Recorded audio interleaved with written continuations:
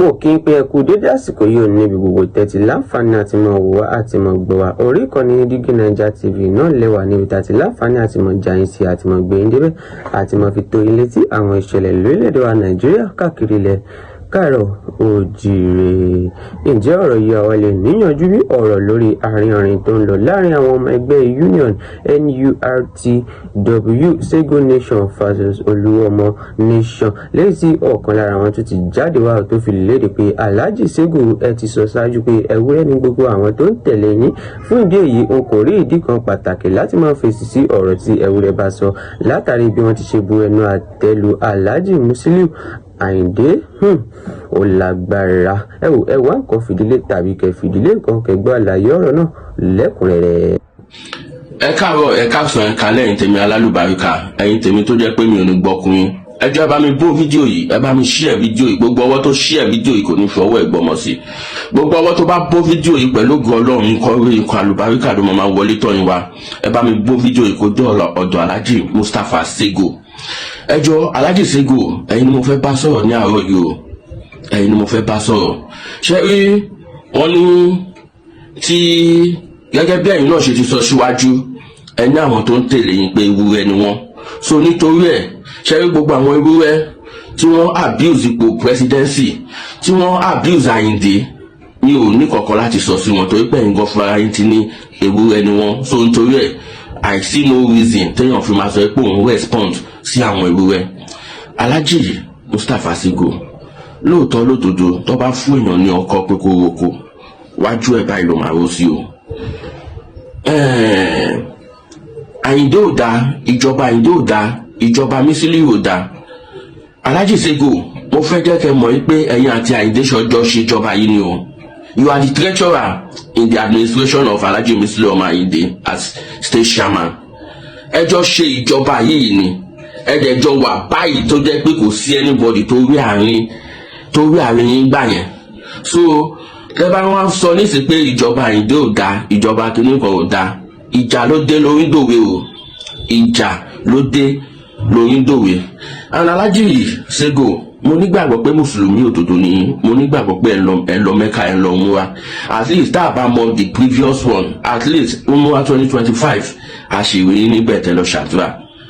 Alhaji Sego, ó yẹ kẹ́ ní ẹ̀mí ìdáríjì, ó yẹ kẹ́ ní forgiving spirit. Kò sí nǹkan tí Àyìndé ò bá ṣe, kò sí nǹkan tí ò bá ṣẹlẹ̀ láàrin ẹ̀yin àti Àyìndé Musiliu. I see no reason why you should get to this level.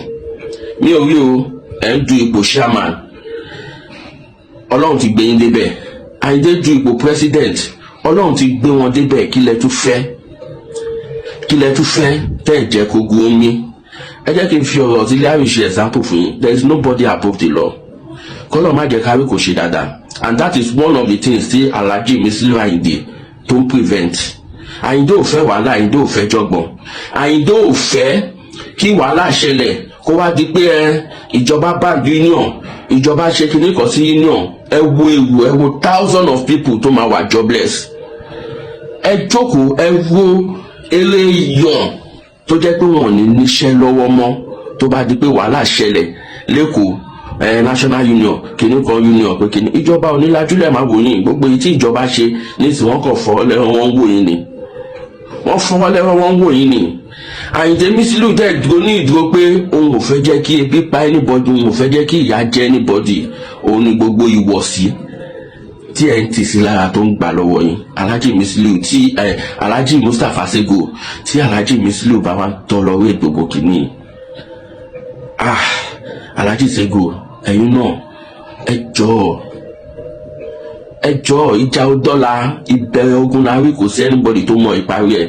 Bẹ́ẹ̀ ṣe jókòó sílé pẹ̀lú àwọn fámílì yín tẹ́ ń gbádùn, tẹ́ ń ṣe kínní, ó sàn ju pé kọ́ wa máa ní pé ó yá ẹ lọ wò ọ̀tá ẹ̀ wà lẹ́wọ̀n, ó yá ẹ lọ wò wọ́n ti fa wàhálà, wọ́n ti gbé wọn wanted, wọ́n ò lè sunlé mọ́, wọ́n ò lè ṣe kínní kan mọ́ wọn. Kò séèyàn tó ń bẹ̀rù ìjà, ṣùgbọ́n future nǹkan tó máa ṣẹlẹ̀ nínú ìjà yẹn ni àwọn èèyàn ń bẹ̀rù.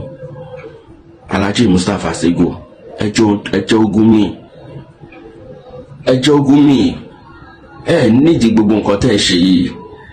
Ṣé rí gbogbo àwọn ewúrẹ́ ẹran tó ń tì yín yẹn, àwọn náà ipò tẹ́ wà yẹn ó wù wọ́n o, ó wù wọ́n o eré tí wọ́n sá ni pé kẹ́ ṣubú káwọn bá lè bọ́ sípò yẹn. Kò sí èèyàn tí ipò ọ̀la òun kò dẹ̀ sí èèyàn tí ipò kò wù.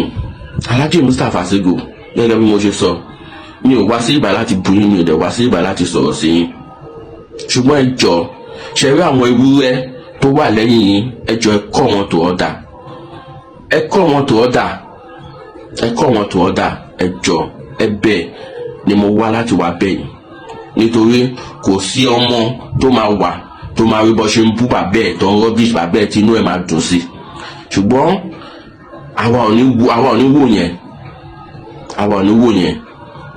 Ipò tẹwà a máa wò fún yín, tó ẹ jọ̀ọ́ torí tọ́lọ́run.